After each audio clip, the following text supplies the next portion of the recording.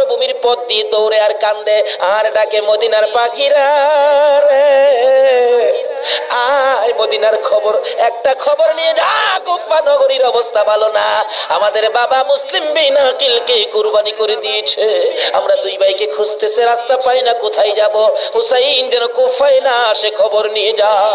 এভাবে একদিন এক রাত, দুই দিন দুই রাত, 3 দিন পার হইয়া 3 রাতের বেলা দুইটা ভাই একটা খেজুরের বাগানের মধ্যে বসেছিল, রাত্রে দৌড়াবে মদিনায় যাবে, কিন্তু পেটের খিদা, পানির পিপাসা, আর হাঁটতে পারে না। ছোট ভাইটা বড় ভাইয়ের গলায় ধরে কাঁদতেছে, ভাই কলিজা শুকাইয়া গেছে রে, একটা কাজ সামনে যাইতে পারবো না।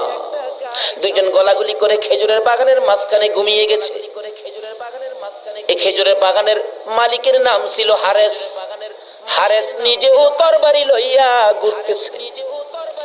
সকালবেলা হারেসের বিবি যাই বাগান দেখবে, যাইয়া দেখে বাগানের মাঝখানে সাপ বিচ্ছুর ভয় থাকে, কিন্তু এই ভয়ের মাঝখানে দুইটা পূর্ণিমার চাঁদের মতো সন্তান ঘুমাইয়া রইছে।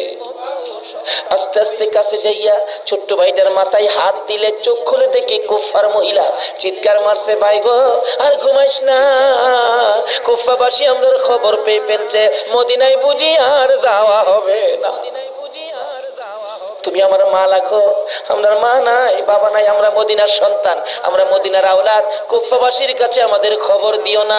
মহিলাটা বলতেছেন, মহিলাদের মায়া বেশি, আয় বাবা তোমাদের তালাশে, আমার স্বামীও ঘুরতেছে, এখানে থাকলে কেউ না কেউ তোমাদেরকে দেখে ফেলবে, আসো আমার বাড়িতে নিয়ে লুকাইয়া রাখি, সন্ধ্যা হলে আমি নিজে মদিনায় লইয়া যাইব। মা বোনেরা, এমন একটা ভালোবাসা দাও না গো এই মহরমের চাঁদে।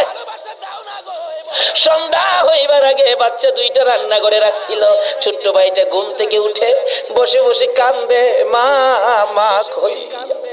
বড় ভাইটা ঘুম থেকে উঠে ডাকে, কান্দিস না রে, কান্দার আওয়াজ শুনলে আমাদের জীবন থাকবে না। এমন সময় হারেস দৌড়ে আসছে ঘরের মধ্যে খানা খাওয়ার জন্য, খানা খাইতে বসে ডাকতেছে, বিবি গো জলদি করে খানা দে, কে জানি পুরস্কারের বাগি হইয়া যায়। এমন সময় রান্না করে কান্দার আওয়াজ শুনলে ডাকতেছে, বিবি রান্না করে কে কান্দে? বিবি বলেন, তোমার ঘরে নয়, অন্য ঘরে কান্দে। বিবি রে, আমার ঘরে কান্দার আওয়াজ শোনা যায়। বিবি মিথ্যা কথা কোস, আমার ঘরে কান্দা। বিবি বলেন, তোমার ঘরে নয়, কুফাবাসীর সন্তানেরা কান্দে। হারেস বলেন, বিবি রে, কুফাবাসীর কান্দা এত সুন্দর না। বাসন ধাক্কা দিয়ে সরাইয়া তরবারিটা লইয়া ওইটা দাঁড়াইলে বিবি পিছন দিয়ে আঞ্জে ধরেছে, স্বামী আর সামনে যাও না, হে মদিনার ময়নাদের গলায় ছুরি দিও না, তোমার যদি মারতে চাই গো স্বামী, আমার গলাটা পেতে দিলাম, আমার গলাটা কাইটা দাও।